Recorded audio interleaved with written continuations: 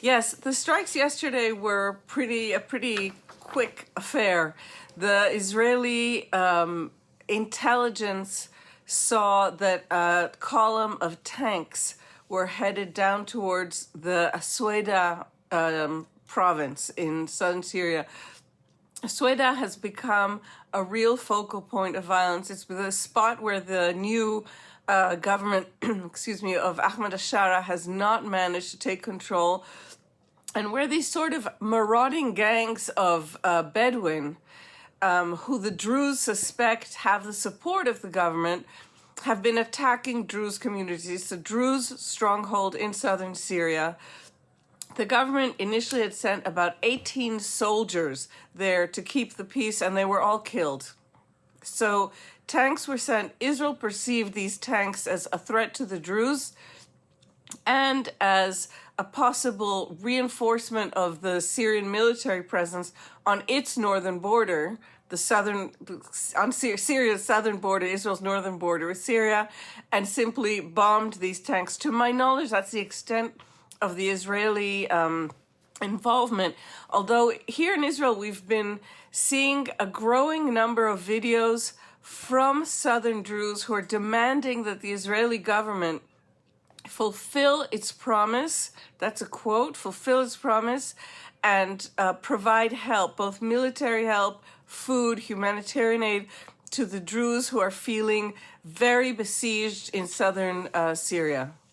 Now, Israel has said it's protecting Syria's Druze minority, as it has said in the past few months as well. But it's also issuing a warning to Ahmad al-Shara's government not to deploy troops south of Damascus.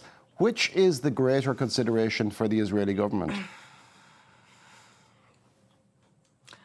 That's a very good question. The Druze are a very important population in Israel, a very important minority. There are Druze in top parliamentary and top, certainly, military roles. And so the protection of the Druze has been an important policy, not just for this Israeli government and not just now, but from the beginning of the civil unrest in Syria. At the time, more than 10 years ago now, the military secretary to the President of the State of Israel was a Druze general. And the general feeling among Israeli military, all kinds of Israeli military, was if this was a Jewish population outside of Israeli borders, just beyond, whose lives were in danger, we would protect them, and we will act similarly towards the Druze. So that's sort of, at this point, a long-standing position. A separate additional factor is that since the fall of the Assad regime, Israel has breathed a big sigh of relief because the Iranian generals and the Russian military camps that it had to contend with on the Syrian border were gone.